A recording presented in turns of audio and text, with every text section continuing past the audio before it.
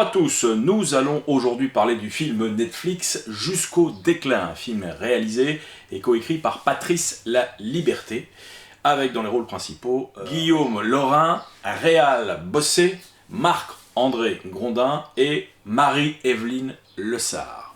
Bon, le pitch, donc Antoine, persuadé du déclin prochain de la civilisation moderne, s'inscrit à un stage de survie. Voilà. Qui a lieu donc chez Alain, qui est un survivaliste ayant une renommée, et qui a surtout son propre camp d'entraînement.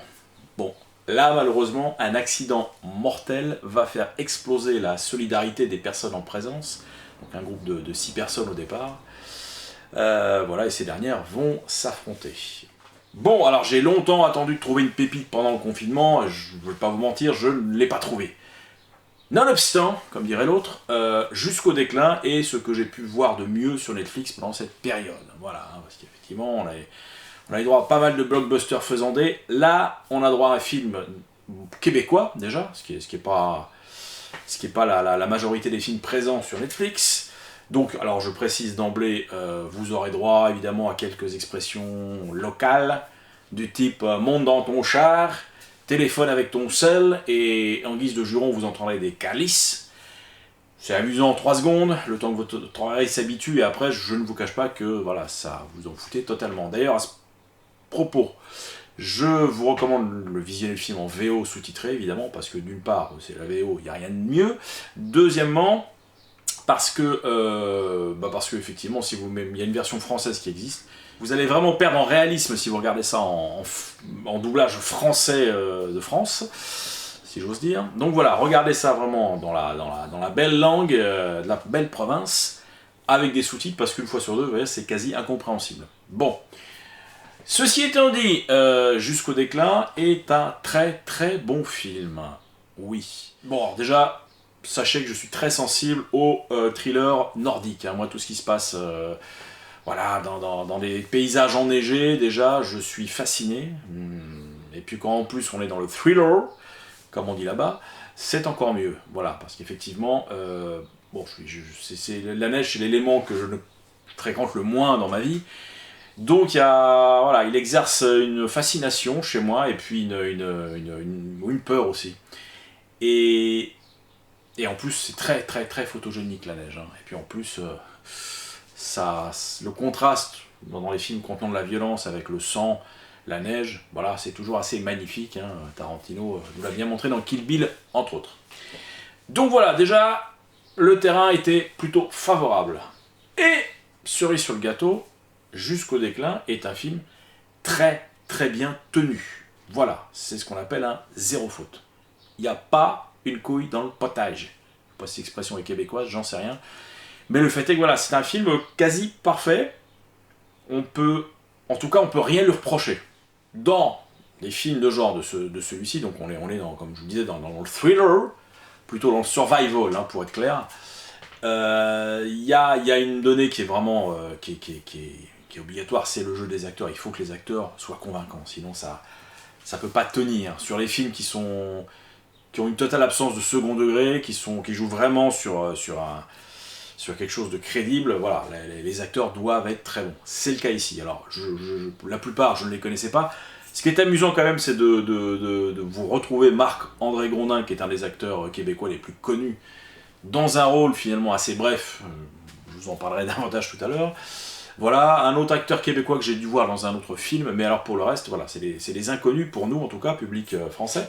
Donc c'est bien, ça nous aide un petit peu plus à nous plonger dans l'idée qu'on a affaire à des anonymes venus faire un stage de survie. On est déjà dans de bonnes dispositions. Bon.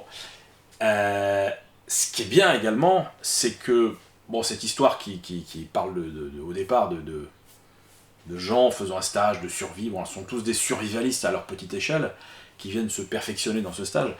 Ce qui est intéressant déjà, c'est on ne sombre pas dans la caricature. Il n'y a pas de beauf en treillis voulant dégommer tout ce qui bouge. Pas du tout. Ce sont des gens qui croient fermement par contre au déclin de la société, hein, que ce soit qu'il ait lieu à cause de l'économie, qu'il ait lieu à cause de mouvements sociaux ou encore de problèmes climatiques. Ce sont des gens qui savent que ça va partir en sucette et qui veulent être prêts. Bon. Alors, il y a Pas de caricature dans leur représentation, c'est même plutôt, quand on les voit en groupe, le soir, lors des dîners qu'ils font après leur dure journée de stage, des gens plutôt sympas entre eux, il y a de l'humour, etc. Donc voilà, déjà on y croit un peu plus, déjà. On a de la sympathie envers la plupart des personnages, et voilà, en dehors de leurs croyances, ils sont tout à fait normaux. Alors, bon, sans vous spoiler le film, bon, sachez qu'il va y avoir un accident mortel, et voilà, il va y avoir scission dans le groupe, comme on dit. Un accident, bon, il y a un gars qui va sauter sur un explosif, qui va mourir, et le groupe va péter en deux. Ceux qui veulent effectivement gérer ça en local et n'en parler à personne, surtout à la police, et ceux qui préféraient donc aller voir les autorités tout raconter.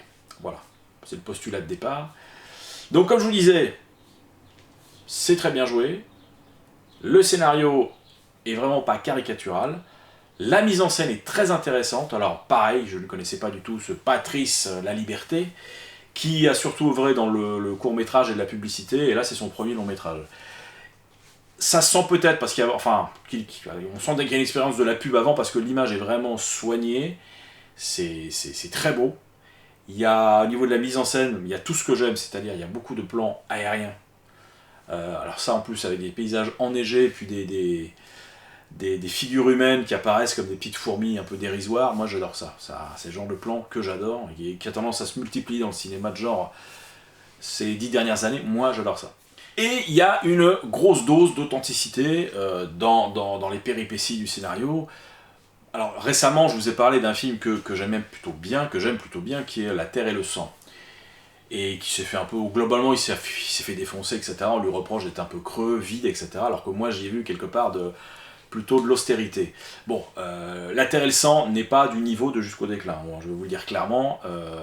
La Terre et le Sang gâchait tout le film à cause de cette fin, on peut le dire pourrie, hein, qui est vraiment vue 1000 fois dans les séries Z, enfin c'est dommage. Là, le film est tenu du début à la fin, il n'y a pas une faute de goût. Il n'y a pas une erreur, il n'y a pas la scène de trop, non. Le film fait d'ailleurs 1h23, hein, quasiment la durée de La Terre et le Sang. Cette mode hein, des films comme ça, sec, concentré, me plaît pas mal, moi. Et là, pour le coup, on ne voit absolument pas le temps passer. La Terre et le Sang souffrait peut-être d'une introduction un peu longuette. Là, les personnages sont brièvement, mais intelligemment présentés. Voilà, après, effectivement, on va en savoir un peu plus sur eux, mais je trouve que le peu qu'on sait suffit par rapport à la durée du film déjà, donc on n'a pas de psychologie à deux balles. Vous le verrez, le film est assez surprenant en termes je dirais, il casse un peu les codes, c'est-à-dire qu'on est tellement habitué dans un genre qui est quand même très codifié, le survival, on est un petit peu, on a vraiment des surprises. Là, la surprise du film, elle vient du fait que les choses vont se dérouler de façon très crédible et très réaliste. Et bizarrement, notre cerveau est tellement saturé de péripéties pourries, vues dans des films, qu'on finit par s'amuser à deviner la scène suivante. Et là, là vous aurez tout faux, parce que finalement, le prévisible devient imprévisible. Vous me suivez ? Voilà, c'est-à-dire que c'est jusqu'à la fin du film, vous verrez effectivement des scènes qu'on verrait dans la réalité. Et donc ça amène à quelque part un peu de fraîcheur. Alors d'autres sont films absolument plats, manquant d'explosion, de CGI et compagnie, bon bah tant pis pour eux. Mais en l'état, c'est vraiment quelque chose de très réussi, parce que, je le répète à nouveau, il n'y a pas une faute de goût dans ce film. Tout est bon. Voilà. J'ai failli passer à côté, c'est une critique dans le magazine L'Écran Fantastique qui m'a un petit peu motivé. Mais c'est vrai que, voilà, je voyais les visuels, j'ai vu des noms francophones au générique. J'avoue, c'est pas bien, je me suis dit, ça doit être un truc français, j'ai pas envie de le voir. C'est pas bien de raisonner comme ça, je l'admets. Bon, il se trouve que c'était québécois, donc j'ai un peu plus donné la chance au produit, comme on dirait. D'ailleurs, il y a un excellent film de zombies, québécois également, je crois qu'il s'appelle Affamé. J'espère ne pas vous dire de bêtises, je rectifierai en visuel si c'est le cas. Pareil, qui propose dans cet univers sursaturé de films de zombies, une proposition un petit peu originale par son ton, un petit peu décalé, tout en étant très sérieux. Voilà, je crois que ça s'appelle Les Affamés, et c'est également sur Netflix. Intéressant. Voilà les gars, bon bah écoutez, très prochainement à suivre une vidéo un peu fleuve dans laquelle je vais vous parler de ma cinéphilie, au cas où ça vous intéresse. D'ici là, portez-vous bien, bonne reprise, et puis bah à très bientôt pour des films vus en salle. Ciao.